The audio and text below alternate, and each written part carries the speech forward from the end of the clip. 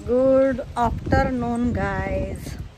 कसं आहे तुम्ही सगळेजण? ठीकच असतात, ठीकच राहायचं आणि सगळेजण आपलं नो टेन्शन राहायचं. टेन्शन घ्यायचं नाही, फक्त व्यवस्थित राहायचं नाही, टेन्शन आपोआप पळून जाते. आणि मला कमेंट आली की काकू अडचणीच्या वेळेला कसं राहायचं हे सांगा. तर अडचणी पहिलं तर येऊ द्यायच्या नाही, त्या विचारपूर्वक सगळ्या गोष्टी केल्या का नाही अडचणी येत नाही त्या. फक्त ही लक्षात ठेवायचं, म्हणजे जोडीदार असला आणि एकमेकांनी आपले विचार केला ना दोघांनी, नवरा बायकोंनी, की आपण काय काय कसं कसं करायचं. जर एका मत जुळत नसली तर दोघं पण बसून विचार करायचा आणि विचार करून काय करायचं. बसती नाही तर जरा आता हात दुखतोय माझाले. हां, तर असा ठेवते फोन. म्हणजे कसं होतंय, विचार करून केल्या ना गोष्टी आपल्याला अडचणी येत नाही. त्या सगळ्या गोष्टी विचार करून करायला लागतात त्या घरातल्या. जीवन जर आपल्याला एकच दिलेलं आहे, आपल्या देवानं एक जी जिंदगी दिल्या ना, त्या जिंदगीला आपल्याला अडचणीत कुठल्या पाडायचं नाही. मुलं असू द्या, मुले असू द्या, मोठी माणसं असू द्या, तर घरातल्या सगळ्या सदस्यांना हे शब्द, म्हणजे हे जे मी व्हिडिओ करते ना, ते सगळ्याला लागू होतं आहे, लहान मुलांपासून तर म्हाताऱ्यांपर्यंत. अडचणी येऊ नये असं वाटत असलं तर आपण एवढा विचार म्हणजे करायचा, एवढा म्हणजे असं पण नाही करायचं की काय टेन्शन होते, उलटं टेन्शन गेलं पाहिजे असा विचार. तर कसं असते, सगळ्या गोष्टींना विचारपूर्वक करायला लागतात. आपण 2 रुपये आलं म्हणजे कसं करतोय आपण, पैसे आला ना तर त्या पैशाला कधी खर्चील असं होत असते. तर त्या पैशाला कधी खर्चील असं नाही विचार आला पाहिजे डोक्यात. ह्या पैशाचं आपण काय करूया ही पण आला नाही पाहिजे. ह्या पैशाचं आपण व्यवस्थित त्याचा उपयोग कसा आपल्याला घेता येईल, हळूहळू, लवकर नाही, हळूहळू त्याचा उपयोग करता येईल आपल्याला त्या पैशाचा. आणि आपल्याला त्या उपयोग केलेल्या पैशाचा आपल्याला जीवनभर पस्तावा आला नाही पाहिजे, तर त्या अडचणी लांब राहणार. आणि जर असं विचारपूर्वक जर काय केलं ना, पैसे आल्यानंतर अडचणी येणार नाही त्या. आणि पैसे नसल्यावर पण कोणासंग घ्यायचं नाही, कोणाला द्यायचं नाही. आपलं हाय असं काटकसरीनं जगायचं. 2 रुपये जास्त आलं तर व्यवस्थित कुणाच्या न हातात देता, कुठं असे आता निघाल्यात इकडं तिकडं भरतो आपण, पण ती लई म्हणजे धोकादायक आहे. जादा पैसे आल्यानंतर ना व्याजाचे आपल्याला हाऊस उठते. आपल्याला कसं वाटतं ह्या पैशाचं डबल कसं होईल ते बघूया आपण. पण तसं डबल न करता, डबलचा विचार न करता, हाय या पैशाला आपल्याला आयुष्यभर त्या पैशाचं टेन्शन पण आलं नाही पाहिजे, खर्चला बी नाही पाहिजे, आणि वेळ आल्यावरती पैसा आपल्याला कामाला पण आला पाहिजे. असं जर विचार केला ना तर आपल्याला कधीच अडचण येणार नाही. व्याजाच्या लालचीनं काय होतं, आपण कुणाच्या हातात देऊन बसतोय आपण पैसे, मग ते नातेवाईक असू द्या, नाहीतर आपलं म्हणजे परक कोणतरी असू द्या, नाहीतर मग हे ते निघालेत आता बघा, ते कसल्या बचत गट हे ते इकडं तिकडं निघालेलं आहे. मग ते तसल्या ह्याच्यात पण भरायचं नाही, तसल्या ह्याच्यातलं पैसे पण काढायचं नाही. अडचणीच्या वेळेला अडचणी यावं नाही म्हणून आपण पगार आलेला थोडा थोडा थेंबानं जर साठवत राहिलं ना, तर आणि आपण असं साठवायचं की कुणाच्या हातात अडकलंय ना, आपल्याला पस्तावा आला आता कसं मागायचं, मिळत नसतं.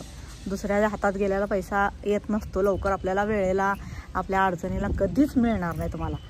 तर ह्या गोष्टी सगळ्या विचार करून आपल्याजवळ कसं होईल तसं 2 रुपये साठवायचं. घरात साठवा, नाहीतर मग पोस्टात साठवा, पण अशा जागेला साठवा की ती आपल्याला व्याज कमी होऊ दे, पण आपल्याला परत यायची आपल्याला गॅरंटी असते. आणि आपल्याला ताण राहत नाही की आपला पैसा कुठं बुडणार तर नाही, कोण घेऊन पळून तर जाणार नाही, मग आपल्याला अडचणीच्या वक्ताला काय करायचं आपण, असं विचार येतात.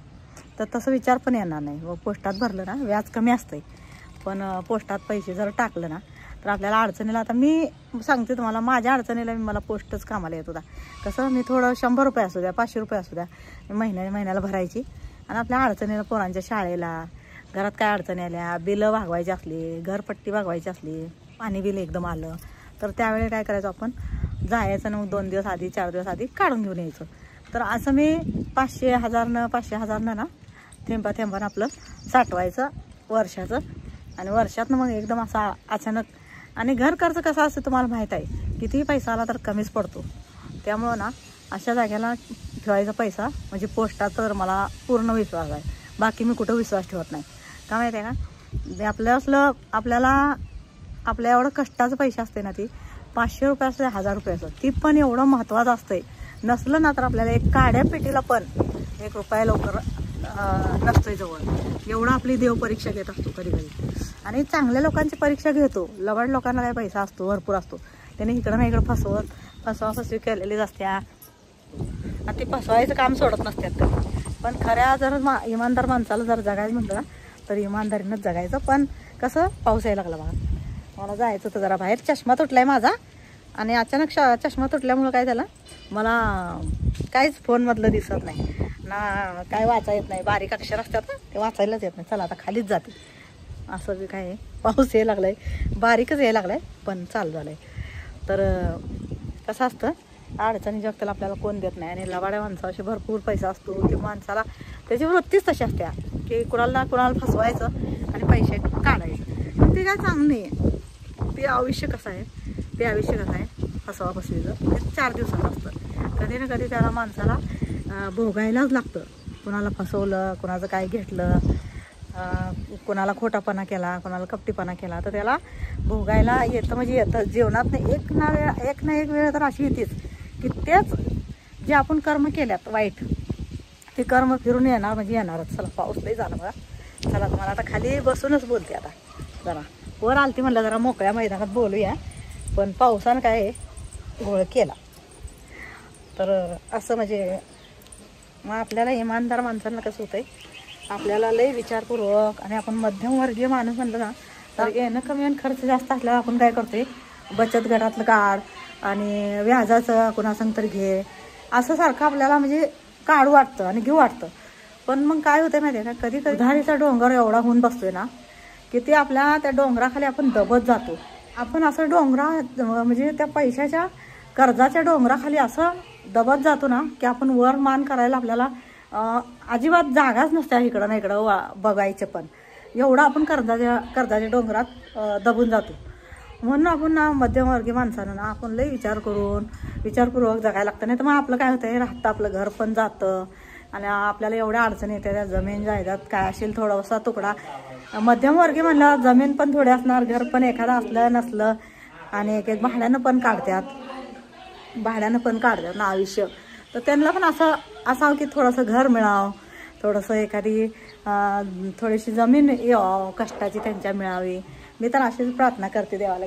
मध्यमवर्गीय माणसाला कसं असते, कोण सांगायला कोण नसतं, फक्त आपली परीक्षा घेतात आणि आपल्याला फक्त भीडसारखं वापर करतात आपला. म्हणजे त्यांच्या कार्यक्रमात आपण गर्दी दिसावी आपली, असं त्यांना हे असते.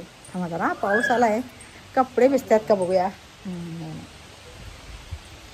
तर त्यांना फक्त आपल्यासंग काय असते माहिती आहे का, फक्त आपण कायम त्यांच्या कार्यक्रमात दिसावं आणि त्यांची शोभा वाढवावी कार्यक्रमाची, असं असते. पण मध्यमवर्गीयांना कसं आपली वेळ जेवढी होईल तेवढं आपल्या मुठ्ठीत धरून आपण जेवढं होईल तेवढं चांगलं काम करून दाखवायचं आणि 2 रुपये वाचवायचं.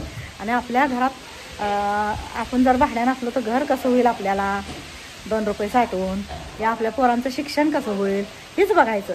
त्यांच्या संग टाईमपास जास्त करायचं नाही. म्हणजे मला माझ्या अनुभवाचे बोल सांगते मी. मला पण अशा अडचणी आलेल्या आहेत, पण माझी वेळ निघून गेल्यावर, मला अडचणी आल्यावर माझी वेळ निघून गेल्यावर ना मग मला सगळं कळायला लागलं. कसं असते ते म्हणतात ना की अनुभवाचे बोल असतात. पण अनुभव असा येतो ना, कसा येतो तुम्हाला सांगते, अनुभव एवढा उशीरनं येतो ना त्यावेळी वेळ निघून गेलेल्या असत्या. मग असं आपल्याला कोण सांगायला नसते, वेळ निघून गेलेल्या असत्या, वय मोठं होत असतंय. दीदी येते की मामा घेऊन येतोय, नाही तर मम्मी जाईल रेनकोट घेऊन, छत्री घेऊन जा मला बसते. तर असं कसं असते, आपल्याला आपलं वेळ निघून गेलेलं असतं, आपलं वय मोठं झालेलं असतं आणि आपलं सगळं म्हणजे साठवायचं वय पण निघून गेलेलं असतं आणि आपल्याला विचार करायचं वय पण निघून गेलेलं असतं. फक्त राहतं काय, आपल्याला टेन्शनचं वय राहून जातं. मग हे टेन्शनचा वय यायचं गरजच लागलं नाही पाहिजे.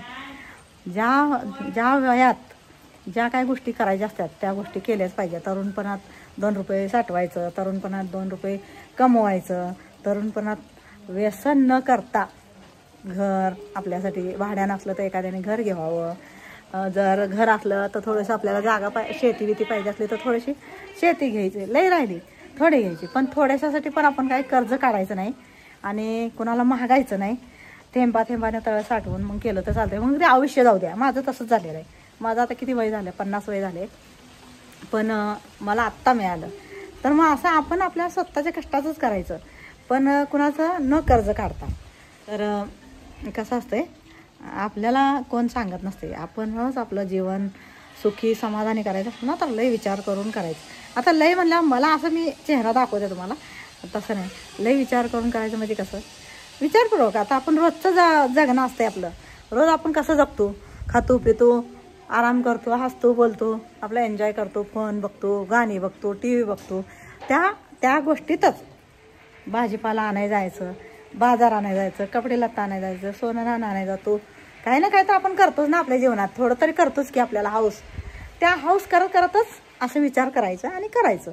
कसं असते, वेळ निघून गेल्यावर हाऊस तर राहून जाते, हाऊस तर होऊन जाते आपली, पण वेळ निघून गेल्यावर पैसा राहत नसतो आपल्या हातात. पैसा राहत नसतो आणि त्या पैशाची किंमत पैसा संपल्यानंतर कळतं. त्यामुळं ना, पैसा जर असला तर विचारपूर्वक त्याचा उपयोग करायचा, त्याला कुठं ठेवायचं, कुणाच्या धोकेबाज लोकांच्या हातात द्यायचं नाही आणि चांगला व्यवस्थित त्याचा वापर करून चांगलं जगायचं. माझी काय होतं आहे, अडचणी येणारच नाही त्या कधीच. मला तर तसं भरपूर अडचणी आहेत. मी तुम्हाला सांगायला गेले तर मला एका व्लॉगमध्ये मला सांगायचंच होणार नाही, एवढ्या अडचणी आलेल्या त्या. पण त्या अडचणींवर मात कसं केलं हे तुम्हाला सांगते असंच, की रोजच्या जीवनातच विचार करायचं नाही बाबा. आता आपल्याला 6 महिन्यानं घरपट्टी येणार आहे, 6 वर्षाची आपल्याला पाणी बिल येणार आहे. तर ह्या सगळ्या अडचणी आधी विचार करायचा आणि 6 महिना आधीपासून थोडं थोडं थोडं थोडं पैसे एक छोटासा गल्ला आणायचा आणि त्याला लिहायचं, हे पाणी बिलचं, हे लाईट बिलचं, हे घरपट्टीचं, हे शिक्षणाचं, अशी 5-6 गल्ला आणून ठेवायचे. छोटे असतात 10-10 रुपयेवाली, ते आणायचं. आणि त्यात मग मी काय करायचे, घरातला खर्च कमी करायचा, घर खर्च कमी करायचा. आणि काकांना म्हणायचे आधी आपलं बिलं हे भागली पाहिजे बघा, घरात कमी खाऊया, घरात चटणी भाकरी खाऊया, पण बिलं ही भागली पाहिजे व्यवस्थित, लोक कोण दारात आले नाही पाहिजे. मग माहीत आहे तुम्हाला की आपलं घरपट्ट्याला राहिल्या तर लोक मग कशी बोलून जातात येऊन दारात, घरपट्टी, पाणी बिल, लाईट बिल कट करून जातात. माहीतच असेल तुम्हाला, एखाद्याचं तुम्ही बघितलं पण नसणार आहे. लाईट पण कट करून जातात, मी बघितलं आहे ना, म्हणून मी बोलते तुम्हाला, सांगते. लाईट पण कधी कधी कट करून जातात. काय की लोक काय करतात, वर्ष 2-2 वर्ष भरतच नाहीत. कसं असतं, आपलं घर आहे म्हणलं, आपल्याला सुखसुविधा पाहिजे म्हणलं, आपणच काळजी घेतली पाहिजे ना, की आपल्याला मला आवड नको वलन तुटेल, आपणच काळजी घ्यायला लागते.